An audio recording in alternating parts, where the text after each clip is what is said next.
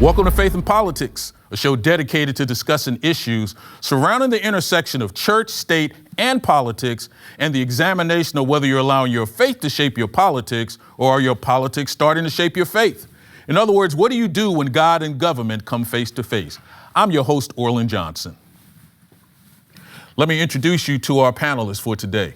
First, we have Mr. Weiser, who's the Director of Public Affairs and Religious Liberty for the Indiana Conference of the Seventh-day Adventist Church. We also have Ms. Bettina Krause, who is the editor of Liberty Magazine. We have Ms. Jennifer Woods. She's the General Counsel and Director of Public Affairs and Religious Liberty for the Lake Union Conference of the Seventh-day Adventist Church. And we have Mr. Andre Wong, who is the General Counsel and Director of Public Affairs and Religious Liberty for the North Pacific Union Conference of the Seventh-day Adventist Church.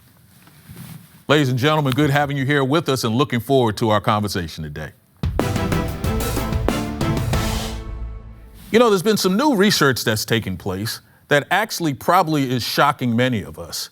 And that research is starting to make the point that the demise of Christianity in America may be overstated. You know, for years, church leaders and individuals who have been commenting on what's going on in our denomination has been saying Christianity is dying in America. They say that the American church is basically in a position where it's poised to just follow what happened in Western Europe, where churches and cathedrals have started being shuttered because no one was actually going to church. The irony is a lot of those same buildings that were shuttered started turning into nightclubs, into theaters, and places that people were saying was really of interest. The fact of the matter is that many of us have agreed that Christianity, quote unquote, looked like it was dying off. But apparently, based on Pew Research and a lot of things that are taking place now, it seems like it is swinging in another direction. You know, when you take a look at these issues, you know, Vilo, it's kind of interesting that a lot of this depends maybe on what part of the country that you're in. But what does this information tell you about Christianity and where it may be going in the future, in particular in America? Well, I think it's definitely changing here in the U.S. I wouldn't say that Christianity is dying. There's some recent Pew research from 2019 that 65% identify as Christians. The sad part, that's down 12% over the prior decade. But we're seeing a growth of immigrants, and we're seeing that growth in the Seventh-day Adventist Church in Indiana. That's where the growth is happening, is in the immigrants, not among our traditional Caucasian churches. You know, I agree with you, Vilo, and I think that, you know, the thing that comes to my mind there is how does that change the face of Christianity, right? I think so many times we think of, you know, there are those who believe America's always been this Christian nation, but what does that look like? And as the demographics of those who are Christian changes, what does that mean as far as how that changes the face of Christianity in this country? You know, Bettina, that face of Christianity in America starting to change actually has a lot to do with what some people will call the browning of America. The fact that we're seeing individuals coming in from all walks of life, but they're bringing in their own religious traditions. So when they bring something from where they come from and try to merge it with what's currently here, is it still the same Christianity that you and I maybe used to see, or is it definitely no longer my father's Christian church? So, Orland, you know, I'm not a prophet and I don't play one on TV. And it's always a risky business to get involved in predicting religious demographics. But I think you're exactly right. The future of American Christianity, if we know anything at all, we know it's not going to be white. And so it's not so much Christianity is declining, it's that Christianity or the face of Christianity is changing. And I think you're right, because, you know, if you look at the statistics, you see that many of these immigrants who are contributing to this change of Christianity, they're bringing with them a faith that is more socially conservative, for instance, politically conservative, in the sense of their understanding of LGBTQ issues and religion. And so I think, you know, there's a couple of variables and very important variables.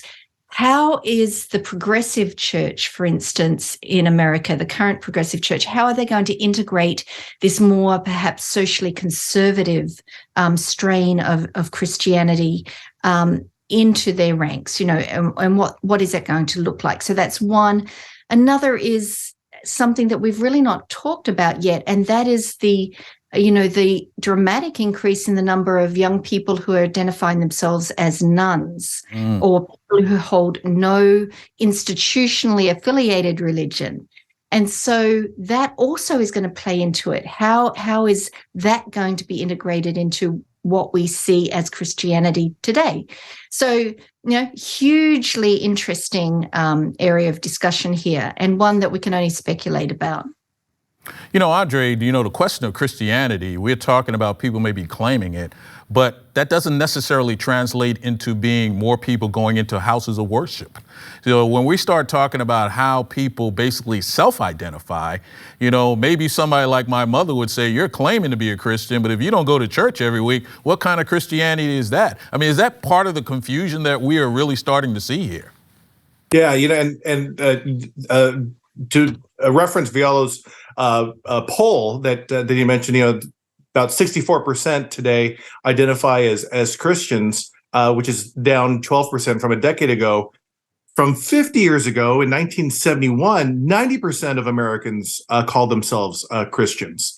And then that same survey predicts that Christianity in the U.S. may disappear by 2070, another 50 years from now. And so I think Bettina brings up a good point that there's really a confluence of circumstances that's really just coming together that's impacting church membership and church attendance.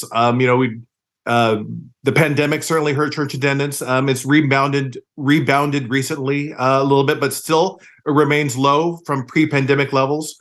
But also current events, headlines are off-putting to some people. Some of the sex abuse scandals in the Catholic Church and in the Southern Baptist Convention, the white nationalism being associated with with some denominations, and then also the issue of LGBTQ issues and how those are dealt with in certain churches. Those are issues of matter that young adults, young Americans look at and make pretty much membership determinations on what's in it for me and what can I get out of that experience from that house of worship. Andre, it's interesting because I was reading an article about that and how young people, millennials and Gen Z, that, they disagree with a lot of stances that the church has taken on LGBTQ, on divorce, on things that people just kind of went along with in the past. And now they're like, no, we just aren't going to go anymore. We're not going to identify. And that's causing a lot of people to say, this is not the church, something I want to belong to anymore. And I think people in the past, they didn't really see that as a viable option. We just, people just stayed with it. And now people are saying, we have a choice. We don't want to be part of this movement, meaning religion or established religion, at least. Right. And Jennifer, you're right. And another point to that is the politicization or the perceived politicization of Christianity that we're seeing at the moment. I mean, how Christianity expresses itself in the public space is turning a lot of young people off. I mean, I get that reader feedback to Liberty magazine. They're not happy with seeing Christianity, which is, primarily and fundamentally a spiritual thing, something that's personal, transformative, being used as a political prop, as we, constantly see with our politicians claiming,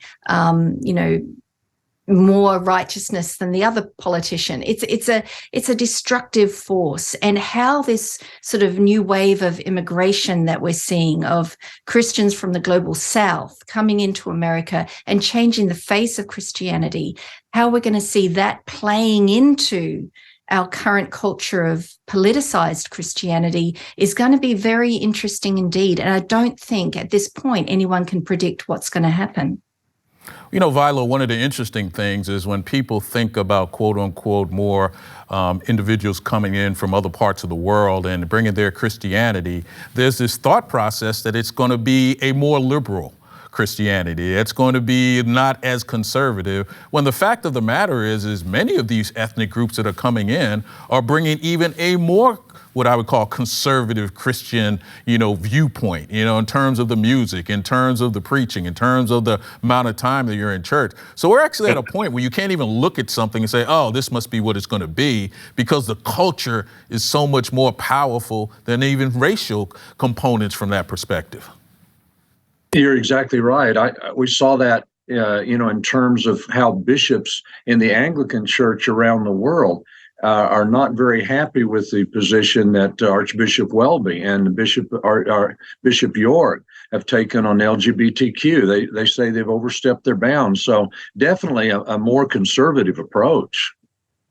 Well, Andre, where do we go from here? I mean, does it, start to change things? Because the irony is even as church attendance went down, in particular during COVID, it seemed like many of the funding of churches and tithe and offering actually went up. There's still something about the closer I get to death, the more I want to see God. And that seems to be part of what's going on here.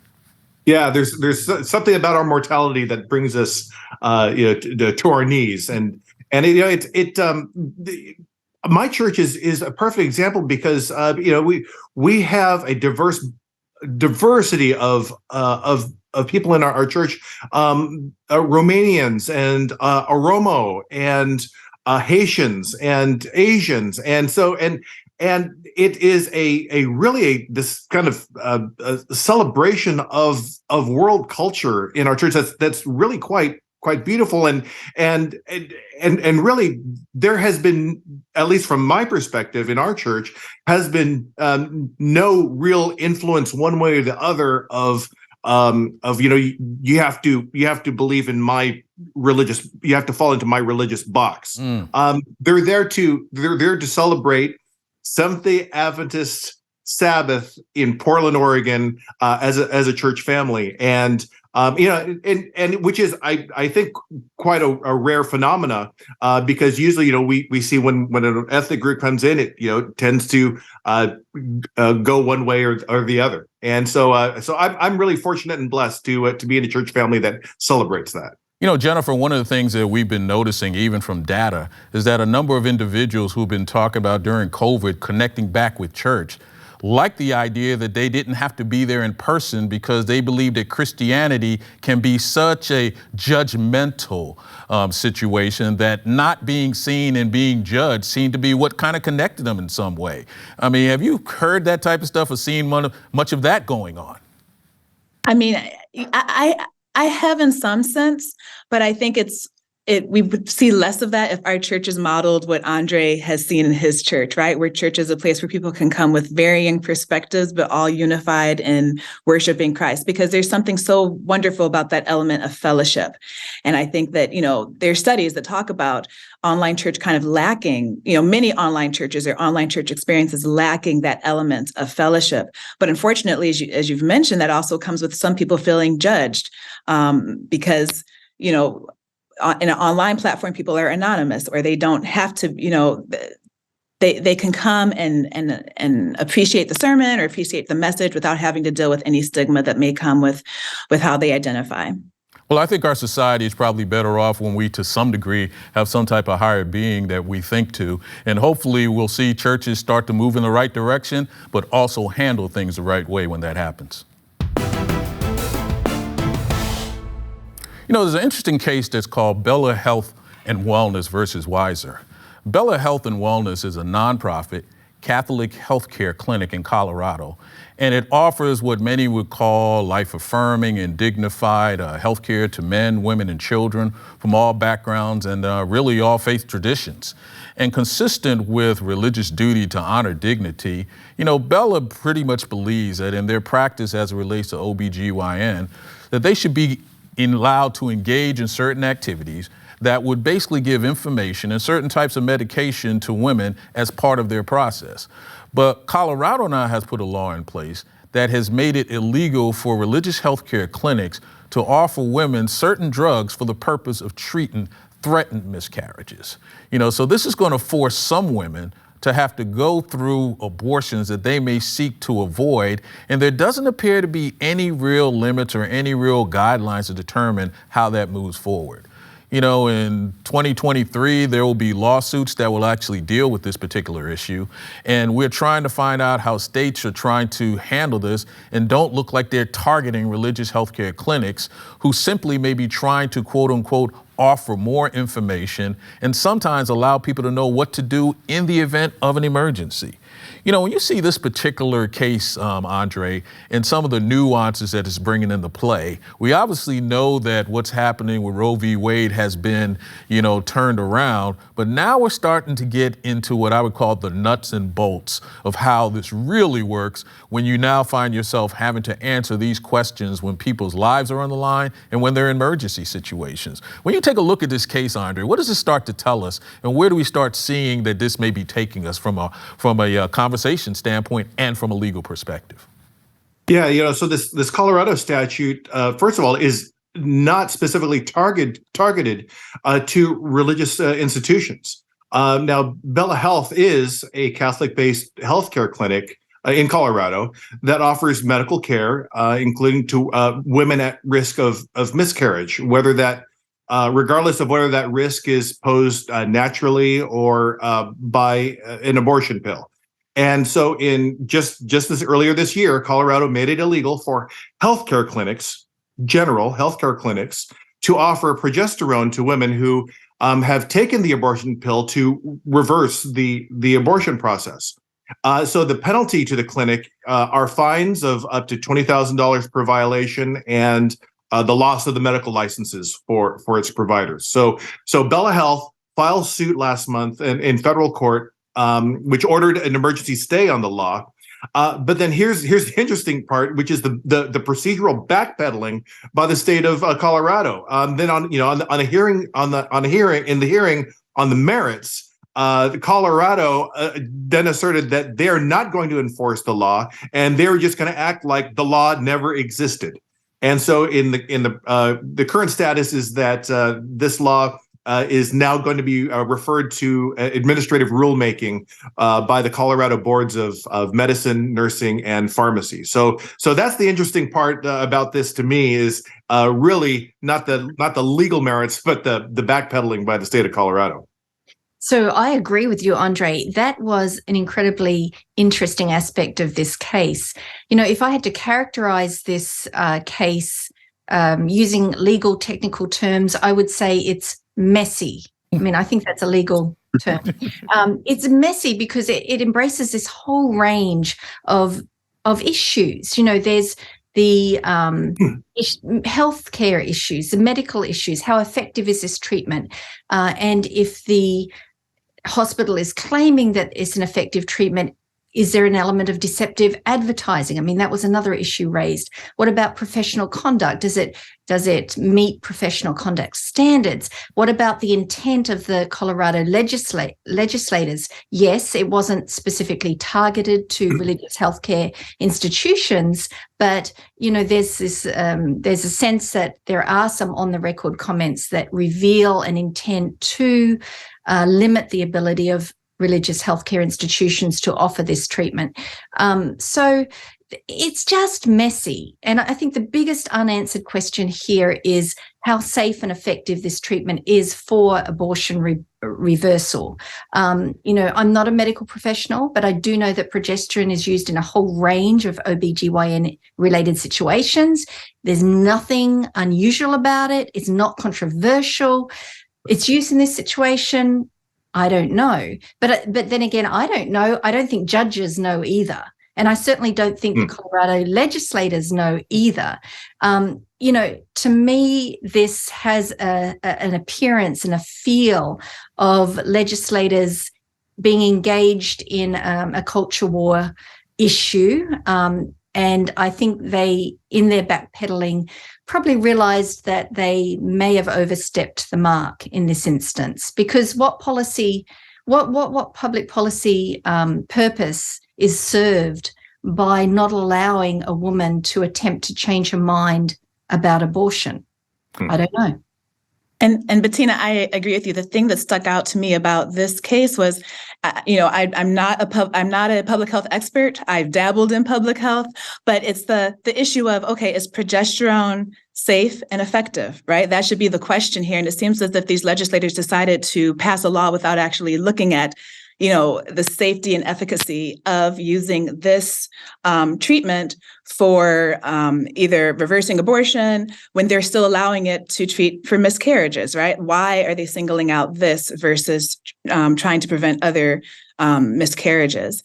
And, we look at Colorado handling it one way, and we look at other states which are saying, hey, we want doctors and healthcare providers to tell people that if you start a medicative abortion, that it is reversible, which is also a little bit alarming because, again, the science has not yet been established as to how efficacious this is to reversing a medicative abortion. And yet here we have politicians politicking on this issue, to win votes potentially.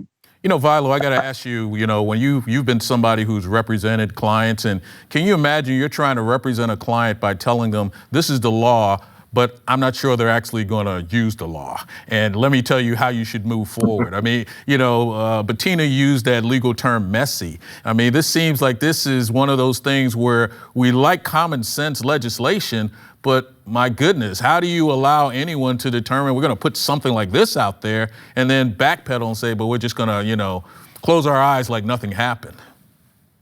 Yeah, it's really, really very, very shocking that they would do that, and also a little bit interesting that the legislature it wants to get involved in the practice of medicine instead of letting medicine and testing show whether this is efficacious or not. It's also interesting that I looked up. I was curious if Colorado had a RFRA statute, and they do, and so how does this impact that? The law says it's got to be the least restrictive way of furthering a compelling government interest. Well, the government's backing away from it, so it doesn't seem all that compelling to me. Andre, you're talking about some legislation that's actually trying to hopefully do the right thing. But we've now gotten to a point where you have churches that come in, they start supporting legislation because it sounds from a big picture standpoint that works for them. But then you get into the details and you start realizing, well, that part of the detail doesn't work for me. How do we caution some of our religious organizations from jumping in so quickly because the first sentence looks like it works for me? Right. Yeah. And the Supreme Court has consistently held that governments are barred from singling out religious-based practices like healthcare from comparable secular practices simply because of their religious nature. And so the legal argument here is that Bella Health, a Catholic-based clinic, has a bona fide religious duty to provide medical care to every patient, including women at risk of miscarriage. And so that's I think is the prism to hopefully make this unmessy as Bettina referenced it. But Bettina, how do you end up going in now and looking at a state like Colorado? And now you know how legislation always takes place. One state does it, somebody else copycats it. Then before you know it, you got this round robin of activity going around. And then they expect the federal government to come in and clean up the mess with some other piece of legislation. It looks like we're going down a slope here that I'm not sure we'll be able to climb back up from, in particular with our society today. Right. And ever since the Dobbs decision, the whole area of law surrounding abortion has basically become the Wild West. I mean, no pun intended with Colorado, but it has become the Wild West. You have states such as South Carolina considering laws that would make abortion homicide. And with the penalties that come along with homicide, or trying to do so, you have other states passing laws where they define an embryo or a protected human as the moment of conception. How does one do that? Then you have the other end of the spectrum, Colorado law, which is trying to push back against the Dobbs decision from the other political perspective. So you're right, Orlin. This has become a free-for-all in many ways. And at the moment, the Colorado law is an outlier. It is the only state that has a law such as this regarding progesterone and so-called reversal of abortions. But you're right, it may not be the last, and it certainly is not the last time we're going to see these issues being decided by the Supreme Court. This is going to be, I hate to say it again, it's going to be a messy process. Andre, how do we go about making sure that our organizations that are engaged in healthcare that have a religious affiliation have a better idea on how to move forward? You know, you see all of these rules and regulations that come in place, but it's like executives don't know what to do. The attorneys don't know what to do. I mean, you're one of those individuals that somebody's going to ask you, how do we handle this? How do we move forward with this? Yeah, so I also serve on the hospital board here at Adventist Health Portland, and one thing that's very helpful to us and to our hospital administration is membership in and I'll say advocacy groups, and there's the Oregon Association of Hospitals, which is a tremendous resource in keeping track of regulation and legislation and how that applies to hospitals, both secular and religious. And we really get that fine line guidance from groups that are just monitoring things on a daily basis, because these things come down not only from federal but state, local, and even just in regulatory. And so it is a messy process out there just to keep up on what to do and what not to do. I'm going to have to let that be the last word, but we've got to hope that somehow we can clean up this mess and make sure that we're looking out for those who are really just trying to get the best health care possible. Vilo, tell me something I don't know. I've been looking at the Emancipation Proclamation lately. It left slavery untouched in the loyal border states. Wow, didn't know that. Bettina, tell me something I don't know.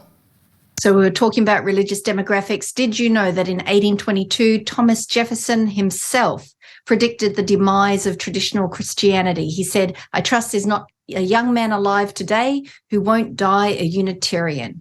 He was wrong. Andre, tell me something I don't know. After trying to win a bid to host the Olympics for decades, Colorado turned down an invitation to host the 1976 Winter Olympics because it would bring too many people to Colorado. Jennifer, tell me something I don't know. Sure. So as we were talking about the shifting of Christianity, did you know that there's a recent Barna study that found that 40% of Christians would not attend church if it was solely available online? So having an in-person experience is very important to people still. Wow, great. Listen, we appreciate you guys being here with us and all the information you provided, and looking forward to talking some more at another time. Thanks again for being here with us. Hope you enjoyed our conversation. Just remember, if it's about God and government, it's faith and politics. See you next time.